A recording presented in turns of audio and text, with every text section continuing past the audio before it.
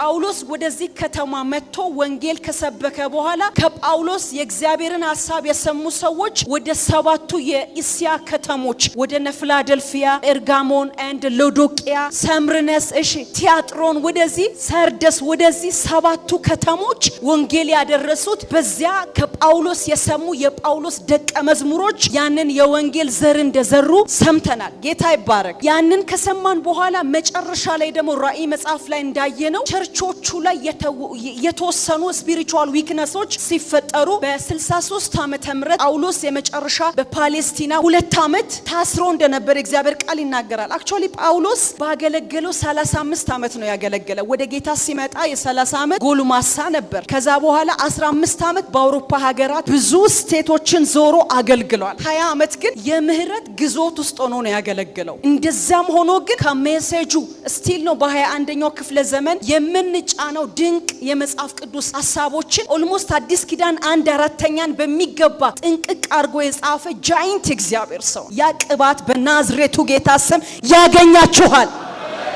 ቡክ ወጣ ካፉ ከጌታ ጋር ሰንብት በሉት። ጎናችሁ ያለውን ሰው ከጌታ ጋር ሰንብት መልእክት ይሰጣል በሉት። እስቲ አንተ መልእክት አልባ አይደለህም በሉት። እስቲ እግዚአብሔር ስም የተባረከ ይሁን። ስለዚህ እሱም በሚገባ አየን። ወደ ብሉይ ኪዳን መጣን። ብሉይ ኪዳን ላይ ደግሞ እግዚአብሔርን የሰጣቸውን ጎልድ ኦፖርቹኒቲ እየተጠቀሙ ሉዝ ያረጉ። ከዛ ደግሞ ወጣትነት ተርኒንግ ፖይንት ነው ብለናል። ከዛ ብዙ ነገር ቢውልድ የምታረጉበት ዓለም ነው። ሉዝ አታርጉ ላይፋችሁን ብለን በጣም በሰፊ አይተናል። እግዚአብሔር ስም የተባረከ ይሁን። ከዛ ጉድ የሆኑ ኤግዛምፕሎችን የሙሴ እናት 3 ልጆች አሏት፣ ሙሴ፣ አሮንና ማርያም። እሷ ሴት ልዩ ሴት ነች። እናንተ እግዚአብሔር መንፈስ ቅዱስ ልዩ ያርጋችሁ በኢየሱስ። ንጉሱ ያወጣው ትእዛዝ አለ ሁላችንም እናቀው። ከባርነት ውጪ ሌላ ድምጽ ለሌለው ህዝብ እስራኤል የምትባል ኢምፓየር ፈንድቶ እንዲወጣ ምክንያት የሆነው ሙሴን ያሳደገች ሴት ነች።